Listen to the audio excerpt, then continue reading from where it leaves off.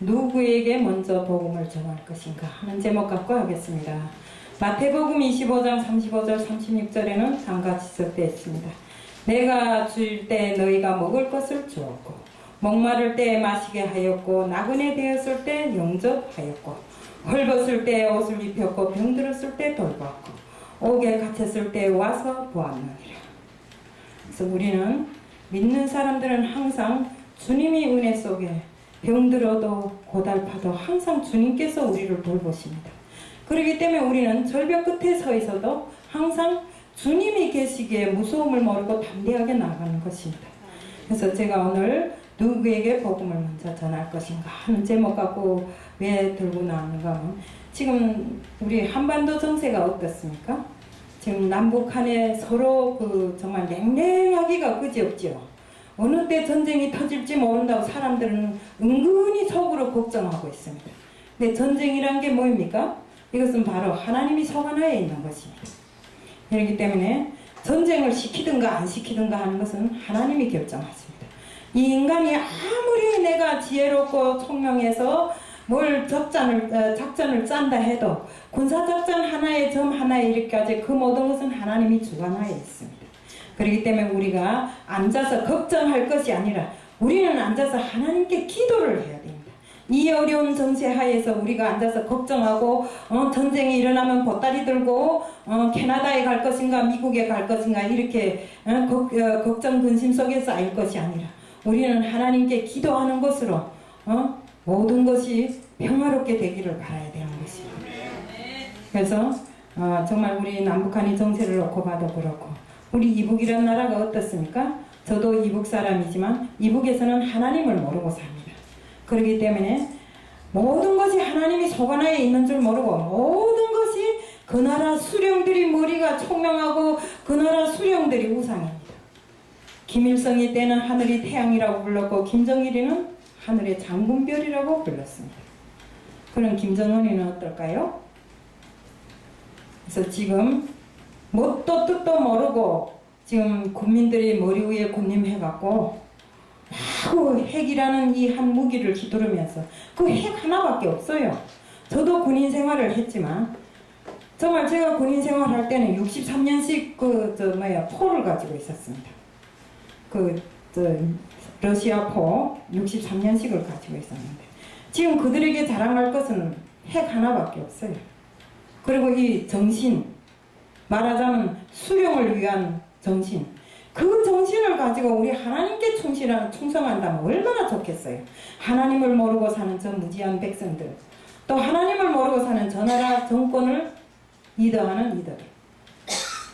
그러면 우리가 정말 세상 땅끝까지 복음을 전해야 되는 것은 맞지만 우리가 제일 먼저 복음을 전해야 될 곳이 어딘가요? 정말 무지한 저 나라에 빨리 복음을 전해요. 저 나라는 우리 한 동족이잖아요. 우리 한 형제잖아요. 정말 6.25 때 형제 자매를 두고 와서 지금까지도 눈물 흘리며 보지 못한 그 형제 자매들을 두고 울고 있는 사람들이 많습니다. 이제는 다 노쇠해갖고 정말 이미 갈 길을 간 사람들도 갈 길을 간 사람들도 있지만 아직 남아있는 분들은 아직도 머릿속에는 내 누나 내 형제를 언제만 만나볼 수 있겠는가 하는 이런 소망을 가지고 있습니다. 이 소망이 이루어질 날이 언제일 것 같아요? 전쟁을 해서 와당탕 통탕 한다고 그 소망이 이루어질 것 같습니까? 전쟁이 일어나면 양쪽이 다 손해입니다. 그렇기 때문에 우리는 하나님을 믿는 우리 기독교인들이 정말 죽기 살기로 하나님께 매달려서 전쟁이 일어나지 않게 해주고 우리가 저 김정일이 저 차가운 마음을 녹여가지고 정말 어떻게 하나 하나님을 알게 하고 하나님께 돌아설 수 있는 이런 나라가 될 수 있게끔 우리가 매달려야 됩니다. 그들이 모르는데 그들은 기도하겠습니까? 안 합니다. 우리 북한 선교를 한다고 어느 선교사님들은 보면 북한에다가 지하교회를 20개 세웠습니다. 10개 세웠습니다. 이럽니다. 도저히 믿기지도 않는 일이고 믿을 수도 없는 일입니다. 왜? 북한이란 그 나라의 지하교회를 10개, 20개 세웠으면 벌써 통일은 이루어진지도 오랍니다. 이런 나라에다가 이런 정말 무지막지한 나라에다가 정말 우리가 복음을 전하는 일이 너무나도 힘듭니다. 그래서 제가 언젠가도 이야기했지만 우리가 복음을 전할 길은 다른 방법이 없어요. 여기에 있는 이 탈북자들을 이용해야 됩니다. 여기에 들어온 탈북자들 33,000명입니다. 그 33,000명에게 복음을 전하면 그 탈북자가 또 이북에다가 33,000명에게 전하면 얼마가 될까요? 66,000이지요. 그 66,000이 또 한 명씩 전한다면 13만 명이 됩니다. 그러면 그 복음이 퍼져나가는 것은 순식간일 것입니다. 주님이 정말 우리 주님이 좋고 우리 주님이 은혜로 우리가 이렇게 축복받는다는 것을 모르고 살기 때문에 굶어 죽기에 이르기까지 당과 수령에게 충성을 하는 것입니다. 우리가 그런 정신을 가지고 하나님께 충실했더라면 벌써 우리 복음은 이미 다 복음 전달이 됐어요. 근데 우리가 그걸 못하고 있잖아요. 그래서 지금 우리 탈북자들 보면 여기 온 사람들이 좀 살기가 어렵고 힘드니까 돈을 많이 주는 이단 교회들에 많이 들어가 있습니다. 통일교라든가 신천지라든가 아니면 만민교라든가 이런 데 들어가서 온전한 복음을 듣지 못하고 자기 영을 새롭게 태어나서 정말 주님 한 대로 갈 수 있는 이 길을 닦아야 되는데 그렇게 못하고 있어요. 그러니까 우리가 해야 할 일이 뭡니까? 우선은 여기에 나와 있는 탈북자들부터 복음을 정확하게 전해야 된다. 우리가 알고 있는 거 그래서 우리만 알고 우리만 천국 갈 겁니까? 그렇게 하면 안 됩니다. 그러니까 우리는 여기 있는 탈북자들을 잘 정말 복음의 길로 이끌고 그렇게 해서 그들이 정말 새롭게 태어나고 그들을 통해서 또 복음이 이북으로 전달되고 이렇게 해야 됩니다.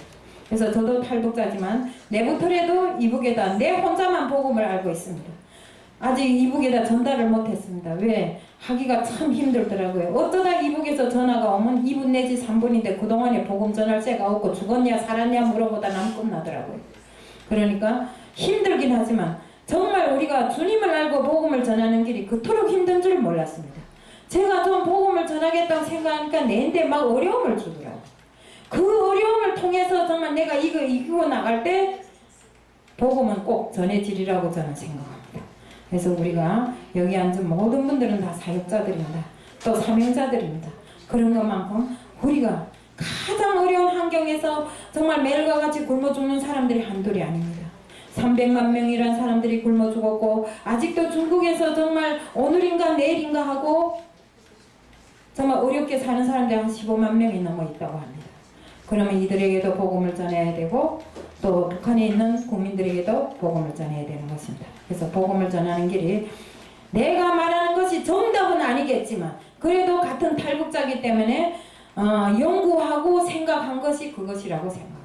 그래서 우리가 중국을 통해서 내가 지하교회를 20개 세웠다 30개 세웠다는 이런 가상적인 소리는 그만하시고 정말 우리가 현실적인 복음 말씀 하나를 전해도 정말 진짜로 된 이런 말씀을 전할 수 있게끔 했으면 좋겠다는 것을 말씀드리며 여기 있는 모든 분들이 앞으로 탈북자들에 대해서 특별히 좀 관심해 줬으면 좋겠다는 것을 말씀드리며 오늘 오분 칼럼을 마칩니다. 이상입니다.